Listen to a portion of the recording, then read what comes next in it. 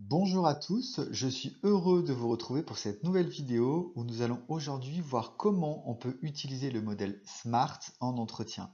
Le SMART est très souvent utilisé pour la notion d'objectif, mais on va voir qu'on peut aussi l'utiliser lorsque l'on veut faire un entretien d'approfondissement.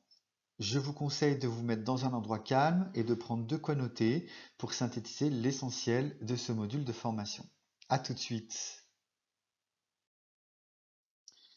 Alors, quand est-ce qu'on va utiliser la grille SMART? On va l'utiliser principalement lorsque on a un salarié, un collaborateur qui a un problème, une situation qui est difficile pour lui, une difficulté passagère, ou bien lorsqu'il se pose des questions.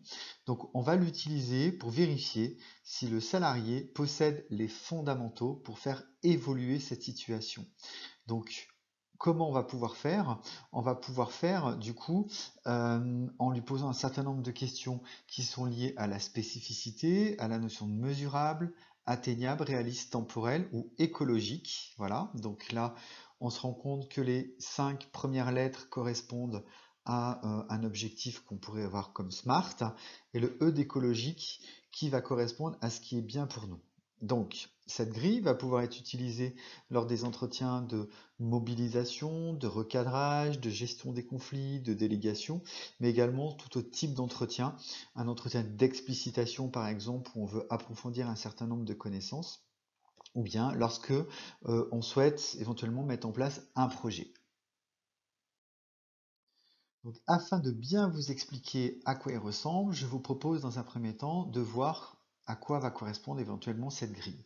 Donc, il faut savoir dans un premier temps que lorsque vous allez mener votre entretien avec le modèle SMART, vous allez déjà dans un premier temps essayer de respecter l'ensemble des étapes comme une phase d'accueil où on va mettre en confiance le collaborateur, où on va lui expliquer le déroulement de l'entretien, la durée, comment ça va se passer.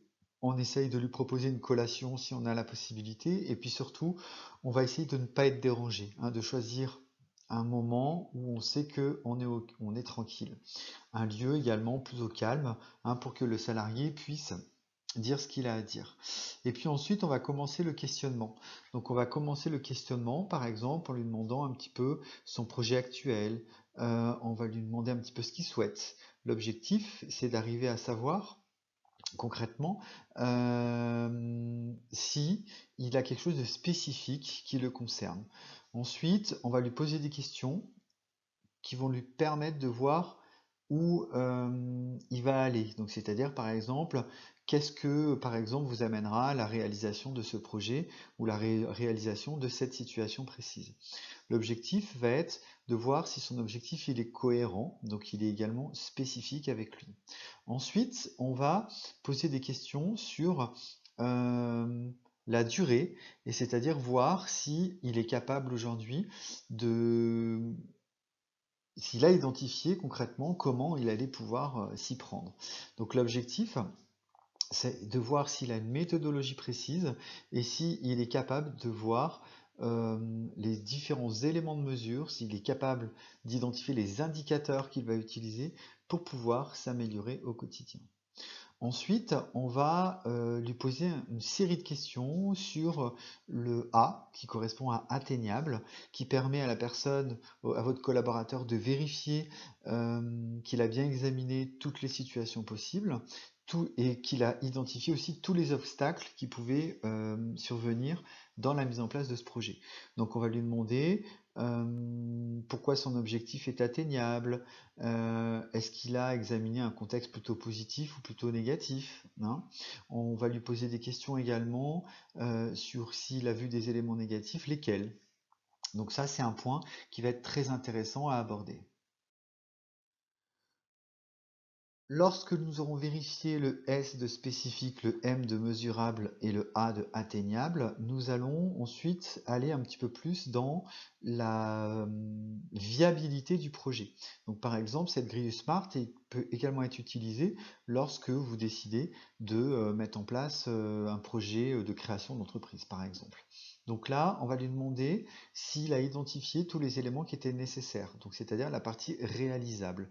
Donc l'objectif, c'est de permettre aux collaborateurs de faire évoluer l'état des ressources qui sont nécessaires pour son projet. Donc, c'est-à-dire qu'on va tourner autour des moyens financiers, des moyens humains, éventuellement des moyens matériels. Donc, on va identifier avec lui les ressources dont il a besoin.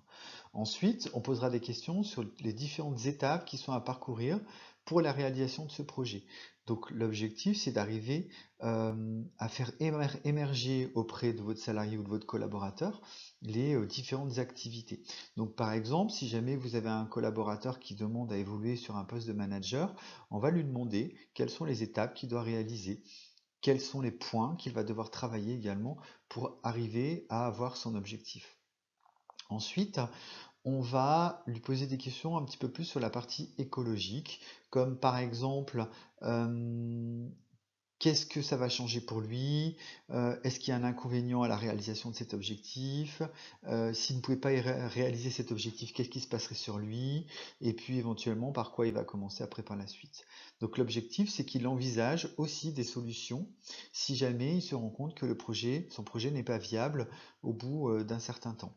Hein, comment il est impliqué également dans ce projet. Nous arrivons au terme de cette vidéo, donc j'espère qu'elle vous aura été utile.